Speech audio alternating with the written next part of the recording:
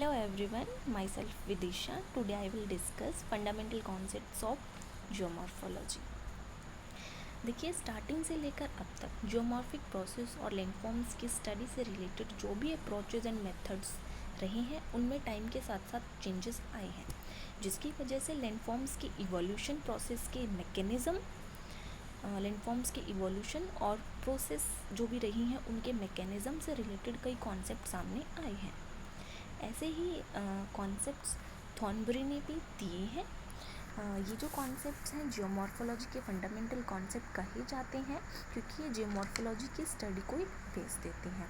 Example देखें, एकरूपतावाद का जो कॉन्सेप्ट है वो geological structure, concept of process and stages, concept of geomorphic scale. तो फर्स्ट है एकरूपतावाद।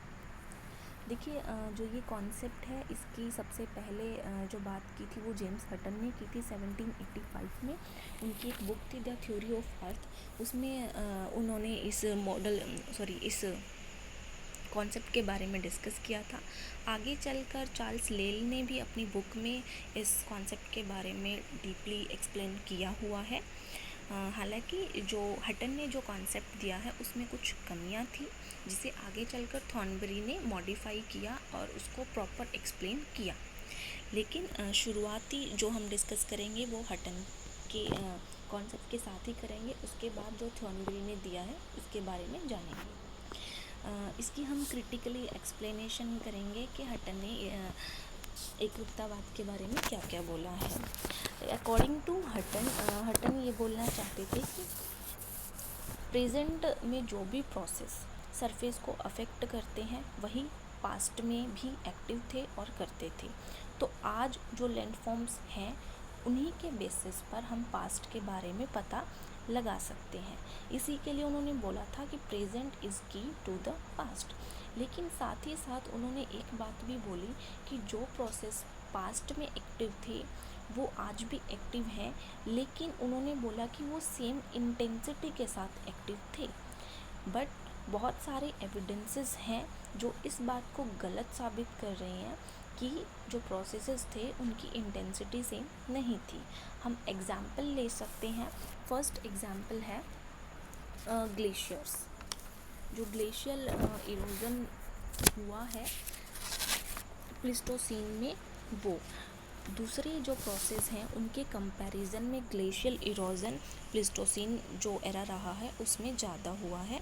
इसका जो मेन रीज़न है वो क्लाइमेटिक चेंज को ले सकते हैं।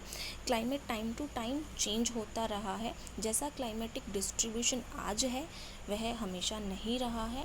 एग्जाम्पल ले सकते हैं, इंग्लैंड में जो कोयले के भंडार हैं उनके बेसिस पे हम अंदाज़ा लगाएंगे कि वहाँ पे हॉट एंड ह्यूमिड क्लाइमेट होगी, जबकि रियलिटी ये है कि वहाँ पे कोल्ड क्लाइमेट है।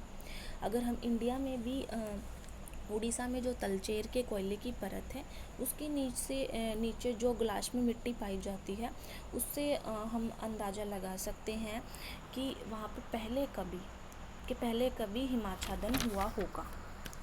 ठीक है। तो और टर्शरी और एग्जांपल ले सकते हैं हम। जो टर्शरी पीरियड था, टर्शरी में आज के कंपैरिजन में वहाँ पे वोल्केनोज बहुत ज़्यादा हुए थे। तो इन सब के बेसिस पे हम कह सकते हैं कि कुछ जो प्रोसेसेस होते हैं वो काम तो करते हैं लेकिन इंटेंसिटी उनकी अलग होती है। तो थॉर्नबरी ने यही बात बोलने की कोशिश की है कि सेम फिज़िकल प्रोसेसेस और लॉ ऑपरेट करते हैं आज भी और पहले भी करते आए हैं, लेकिन जो उनकी इंटेंसिटी है वो डिफरेंट है। उसके बाद जो हटन थे उन्होंने प्रोसेस के मोड के बारे में बात की थी कि जो प्रोसेसेस काम करते हैं उनके काम करने का जो तरीका है वो हमेशा सेम रहता है। लाइक अगर रिवर लैंडफॉर्म्स के ऊपर अपना काम कर रही है तो वो रिवर वैली ही बनाएगी। पास्ट में भी उसने रिवर वैली ही बनाई थी और अब भी बनाएगी। यदि नील नदी ने पहले कभी डेल्टा का बनाया था तो आज भी जो नदियाँ हैं वो डेल्टा बनाती हैं। यदि प्लेस्टोसीन जो रहा है उसमें अगर ग्लेशियल इरोजन हुआ है और डिपोजिशन हुआ है तो आज भी जो ग्लेशियर होते हैं वो इरोजन और डिपोजिशन करते हैं। तो मतलब ये बात सारे के सारे जो प्रोसेस होते हैं उनके ऊपर लागू होती है कि वो जिस मैनर में पहले काम करते थे सेम मैनर में वो आज भी काम करते हैं। उसके बाद हटन ने जो जियोलॉजिकल प्रोसेसेस होती हैं उनको बोला है कि ये सारी एक साइक्लिक फॉर्म में होती हैं। साइकिल वो होता है जिसकी ना तो हमें शुरुआत का पता होता है ना ही उसकी एंडिंग का पता होता है। हटन ने बोला है कि जो नेचर होती है वो एक बहुत ही सिस्टमेटिक और रीज़नेबल तरीके से काम करती है।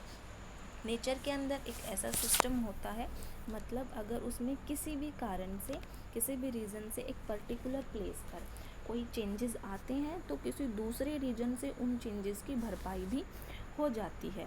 मतलब अगर किसी भी वजह से नेचर में चेंजेस आ रहे हैं तो दूसरी रीज़न की वजह से वो चेंजेस मतलब कंप्लीट कर दिए जाते हैं। एग्ज़ाम्पल लेते हैं, लाइक एंडोजेनेटिक फोर्सेस की वजह से किसी भी जगह का अपलिफ्टमेंट हुआ है तो एक्सोजेनेटिक फोर्सेस की वजह से उसे एलुवियल प्लेन में चेंज कर देना या फिर प्लेन में चेंज कर देना। ये एग्ज़ाम्पल है कि जो नेचर है वो होम्योस्टेसिस है। फिर हटन ने बताया था कि नेचर में जो कुछ भी होता है एक ऑर्डर में होता है, एक क्रम में होता है और ये साइकिल आगे चलता रहता है। इसी पर बेस्ड उसने अपना एक प्रिंसिपल दिया था कि देयर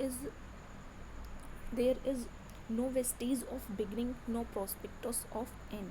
मतलब यहाँ पर ना तो आरंभ के बारे में हमें पता है और ना ही अंत के बारे में हम उम्मीद लगा सकते हैं। इसके लिए उसने एग्ज़ाम्पल दिया था अपलेशन माउंटेन्स का। देखिए अपलेशन जो अपलिफ्टमेंट हुआ था परमियन जो रहा है एरा उसमें हुआ था, उसके बाद डेनोडेशन प्रोसेस स्टार्ट हो गए और आज हम जो अपलेशन माउंटेन्स हैं उनको एक रेजिडुअल माउंटेन्स के रूप में जानते हैं। एक बेस्ट एग्जाम्पल है। तो नदियाँ अब वहाँ पे ओल्ड स्टेज पर काम करती हैं। इरोजन भी जो है नए चक्र की ओर अग्रसर है। इस तरह के कई साइकिल्स अपलेशन में हो चुके हैं और ये चलते रहे हैं। तो मतलब बेसिकली वो बताना ये चाहते थे कि जो जियोलॉजिकल प्रोसेस होते हैं वो एक साइक्लिक फॉर्म में होते हैं, चलते रहते हैं। Thank you.